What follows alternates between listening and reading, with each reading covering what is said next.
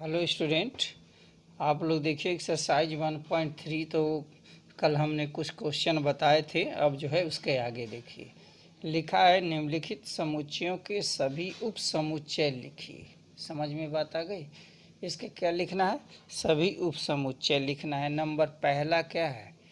पहला है ए, सिर्फ ए दिया हुआ है। दूसरा है ए बी। तीसरा है 1 2 3 और नंबर 4 है सिर्फ 5। आई बात समझ में? ये देखिए, ये 4 है, ये 2 है, ये फर्स्ट है। ये सबके क्या लिखना है? सबके उपसमुच्चय लिखना है। आई बात समझ में? तो सॉल्व देखिए। तो पहला है, क्या है? पहला लिखा है कोई सेट है। सपोज ये मान लिया कि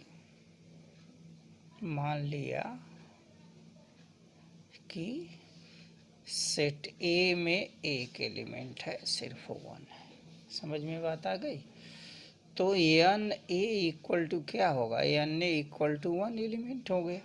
ओके, तो क्या लिखते हैं? उप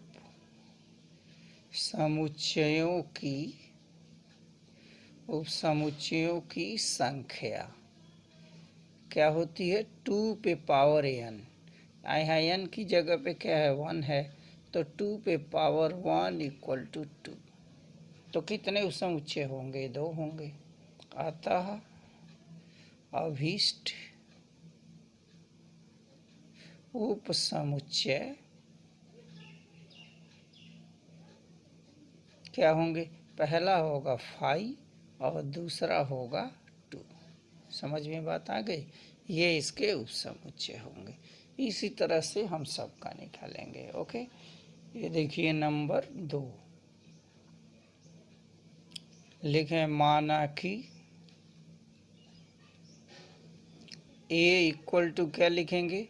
ए बी। 2 एलिमेंट दिया हुआ है, हमने मान लिया। तो एन ए इक्वल टू क्या होगा? एन ए इक्वल टू 2 हो गया। समझ में आ गई बात? तो क्या लिखेंगे? उप समुच्चयों की संख्या इक्वल टू 2 पे पावर एन, 2 पे पावर 2 इक्वल टू कितना हो गया? 4 हो गया। अतः अभीष्ट उपसमुच्चय, देखिए पहला क्या लिखते हैं? पहला 5 लिखना है, कॉमा लगाएंगे। फिर क्या हो? ए बी दिया हुआ है, तो ए और दूसरे में बी। देखिए एक एक एलिमेंट हो गए।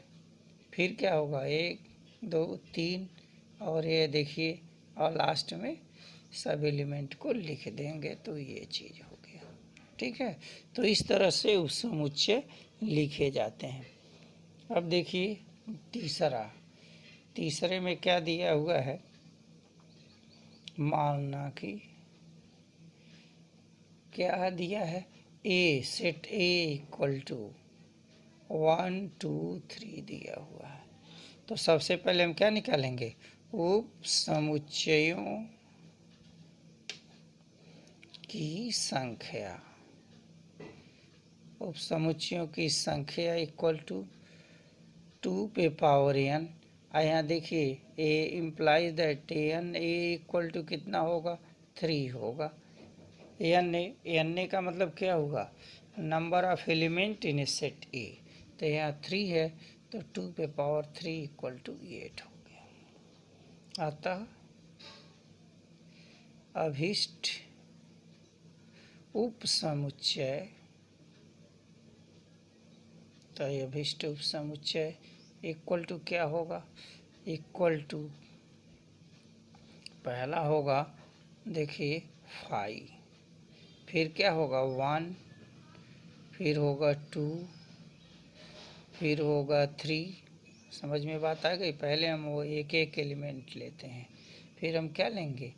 1 2 दो दो एलिमेंट, 2 3 लेंगे, फिर क्या लेंगे? 3 1 लेंगे, ये 7 होगा। और लास्ट में क्या ले लेते हैं, तीनों को ले लेते हैं। इसको ये निकालने से फ़ायदा ये होता है कि हम कोई एलिमेंट छूटता नहीं है। जैसे देखिए 1 2 3 4 5 6 7 और लास्ट में क्या हो जाएगा, सब करली ब्रैकेट ही बनाइएगा, 1 2 3 हो गया। ये है उपसमुच्चय, लिख दिया गया। और लास्ट में लिखा है यहाँ पे देखिए लास्ट चौथा क्या दिया, सिर्फ फाई दिया हुआ है, नंबर 4। तो नंबर 4 में माना कि set A equal to phi में मतलब क्या होगा, no any number of element, कोई इसमें एलिमेंट नहीं है, ये रिक्त समुच्चय होता है। आई बात समझ में, तो implies that N A equal to 0, इस पर कोई एलिमेंट नहीं है। आई बात समझ में। तो उप समुच्चयों की संख्या इक्वल टू 2 पे पावर n, यहाँ देखिए n की वैल्यू 0, 2 पे पावर 0 इक्वल टू 1। अतः अभीष्ट उप समुच्चय क्या हो जाएगा, सिर्फ फाई होगा। नहीं, इसको हम किसी भी ब्रैकेट में न रखेंगे, वैसे ही हम छोड़ देंगे। ये है क्वेश्चन नंबर 4। अब देखिए क्वेश्चन नंबर 5 लिखा है। तो 5 में लिखा है पीए में कितने अवयव हैं। 5 क्वेश्चन नंबर देखिए लिखा है पीए का मतलब क्या होता है, पीए का मतलब पावर सेट। आई बात समझ में। तो पीए इक्वल टू पावर सेट है कि कितने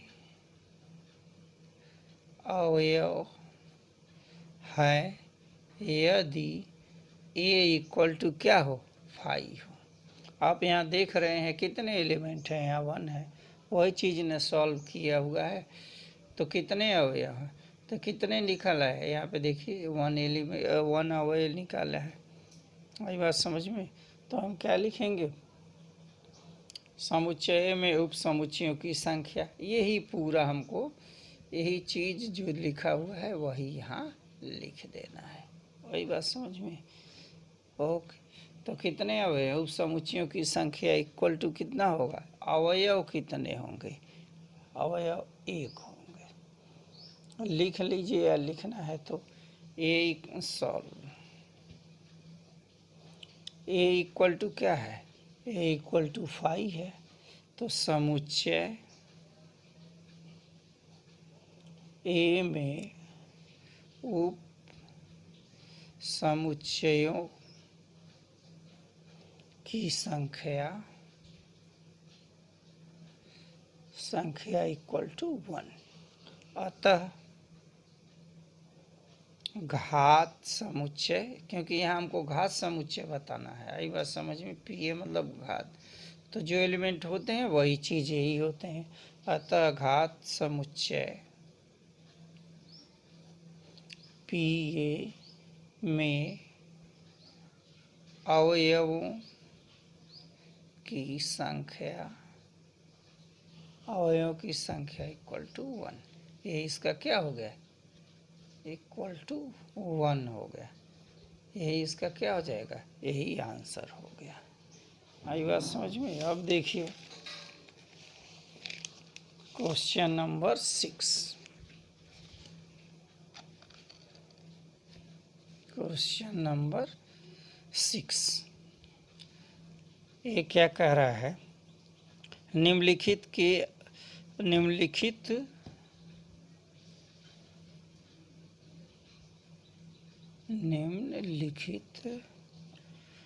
को अंतराल रूप में लिखिए। अंतराल रूप में लिखिए। नंबर पहला क्या है, नंबर फर्स्ट लिखा है x such that x element of R -4 x, ये देखिए 6, इस तरह से लिखा है। अब देखिए इसका अंतराल कहाँ है, ये -4 और ये क्या है, ये ओपन इंटरवल है यहाँ पर और ये है क्लोज इंटरवल।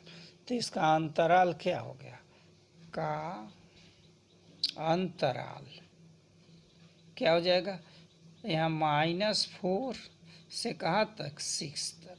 लेकिन हम ब्रैकेट कौन सा लगाएंगे, इधर हम लगाएंगे ओपन का, इधर लगाएंगे क्लोज का। ए लेस देन या इक्वल टू की वैल्यू जहाँ रहेगी वहाँ क्लोज लगाएंगे, ठीक है। नंबर सेकेंड देखिए, x such that x element of R लिखा है -12 एक्स -10। ये देखिए दोनों जगह ओपन इंटरवल है, का अंतराल, अंतराल कहाँ से कहाँ तक है, -12 और 10 तक है। लेकिन कौन सा इंटरवल होगा, दोनों जगह ओपन इंटरवल होगा। नंबर थर्ड लिखा है x such that x element of R, ये है 0 लेस देन और equal to x less than 7। Okay, ये है का अंतराल, का अंतराल। अब ये देखिए 0 है और यहाँ क्या 7 है, लेकिन लगाएंगे से यहाँ देखिए एक क्लोज इंटरवल होगा, ये ओपन इंटरवल होगा। नंबर 4 दिया हुआ है x such that x element of R 3 less than और इक्वल टू एक्स, ये 4 इस तरह से दिया है। ये दोनों जगह कौन सा इंटरवल है, क्लोज इंटरवल है। का अंतराल क्या होगा, अंतराल कहाँ से कहाँ तक, 3 और 4 है, 3 और 4 है। लेकिन कौन सा इंटरवल होगा, क्लोज इंटरवल लगाएंगे। हमको ये सिर्फ जो है ये इंटरवल पे ही ध्यान देना है। ओके, अब देखिए क्वेश्चन नंबर 7। ये जो क्वेश्चन हमने इंटरवल लिखा है, तो अगर सपोज कर लिए इंटरवल ऐसे लिखा होता तो हम इसको ऐसे लिखते, अगर ये चीज़ लिखा होता तो हम इसको ऐसे लिखते। तो यही चीज़ कह रहा है, अंतराल ये समुच्चय, अंतराल को समुच्चय निर्माण में लिखिए। क्वेश्चन नंबर 7 देखिए, लिखा है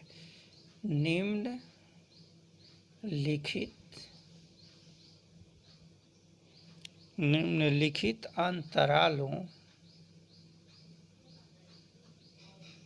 को समुच्चय निर्माण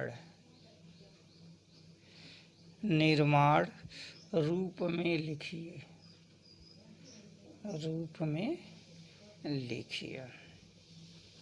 हो गया।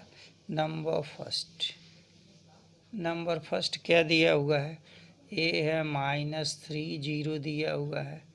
सेकंड क्या दिया हुआ है, 6 12, देखिए क्लोज इंटरवल दिया है। नंबर थर्ड 6 और 12 दिया हुआ है, यहाँ देखिए क्लोज इंटरवल है। और नंबर 4 लिया है क्लोज इंटरवल -23 और 5 यहाँ ओपन इंटरवल दिया हुआ है, इस तरह से दिया हुआ है। तो जो क्वेश्चन हमने यहाँ पे देखिए जो लिखा हुआ है उसी को हमको इस तरह से लिख देना है। आई समझ में बात। तो इसका क्या लिखेंगे, इक्वल टू सबका इक्वल का साइन लगा देंगे। क्या लिखेंगे, x such that x element of R कहाँ से कहाँ तक, -3 एक्स, ये 0 हो गया। देखिए दोनों जगह ओपन इंटरवल है ना, तो ये दोनों ओपन इंटरवल का ये साइन है, इस तरह से हो गया आंसर इसका। अब देखिए दोनों क्लोज है, तो क्या लिखेंगे, x such that x element of R कहाँ से कहाँ तक, 6, एक लेस देन और equal to x less than और इक्वल टू 12। ये देखिए ये चीज़ हो गया। मतलब ये दोनों जगह क्या है, क्लोज इंटरवल है। X such that x element of R, यहाँ देखिए ओपन है तो लिखेंगे 6, सिर्फ ओपन के लिए एक लगाएंगे एक्स, और यहाँ क्लोज है तो less than or equal to कितना है, 12 है, ये चीज़ है। ओके, अब देखिए x such that x element of R कहाँ से कहाँ तक है, यहाँ माइनस एक्स की वैल्यू -23 से कहाँ तक है, 5 तक है, less than or equal to x less than कितना 5, ये देखिए ये हो गया, ये इसका क्या हो गया, यही आंसर हो गया। बात समझ में आ गई।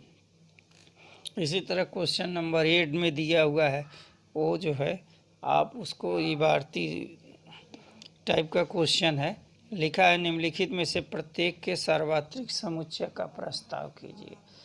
तो कौन सा हम ले लेंगे, यूनिवर्सल सेट लेंगे। यूनिवर्सल सेट में मतलब क्या होता है, U इक्वल टू सभी त्रिभुजों का समुच्चय होगा। आई बात समझ में। अब देखिए इसमें क्या लिखा है, समकोण त्रिभुज होता है, समबाहु त्रिभुज होता है, सभी बिंदुओं के अंतर्गत क्या आएगा, हम ले लेंगे U। ये बहुविकल्पी क्वेश्चन आगे जो दिया हुआ है, ये देखिए क्वेश्चन नंबर 9 हो गया। ये बस ये देखिए A दिया है, B दिया है, C दिया है। ये बहुविकल्पी क्वेश्चन है, इसका आंसर 3 होगा, क्योंकि सबको A B C तीनों एलिमेंट को मिलाएंगे तो थर्ड आंसर आएगा। इस तरह से ये टॉपिक जो है हमारा ख़त्म हो गया। अब जो है हम नेक्स्ट टॉपिक शुरू करेंगे, वैन आरेख, और अगला एक्सरसाइज शुरू किया जाएगा। ठीक है, ओके स्टूडेंट, थैंक यू।